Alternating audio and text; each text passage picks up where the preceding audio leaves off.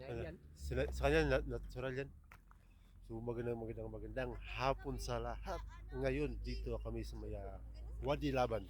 Oh, pag may ilaw. Mayroong ano to, special event. Yung modern namin sa opisina.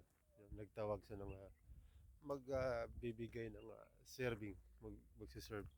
So ang gagawin namin, magbibigay kami ng sweets, gawa, tapos yun, nagsisit up sila ng mga upuan, misa, yun.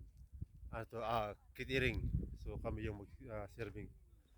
Tapos na-miss na ako dyan sa bundok na yun, guys. So, kung titingnan nyo, napakagandang natural na place.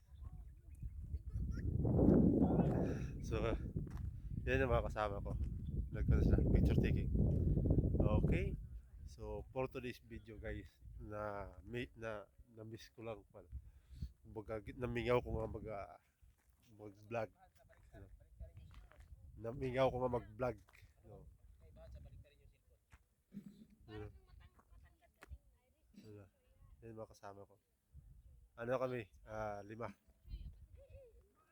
So, nag-prepare pa sa mga meron po ito. Ito, meron po. So, amo na siya mga kaganapan. Karong hapon. Hangtod karon sa kaganhon. Ano? Okay man rin. Okay man ang tipada ko guys. Hello guys. Okay guys. So, Dito na walang kabuhay-buhay ang bukid, ginawa lang kabuhay. Doon pa kayo sa Pilipinas? kaya nga oh. Pwede kang kahoy. dyan sa likod oh. Pwede kang mag-hiking. Kasi may mga tali sa ba eh. Pwede maglakad-lakad ah. Kasi may mga pathway. Trail. Meron sa mga pathway. Ang ganda dito. Mamayang gabi, sigurado mas maganda rito pagka may ilaw na. Ngayon kasi oras pa lang alas 5. So, yan lang muna guys. See ya.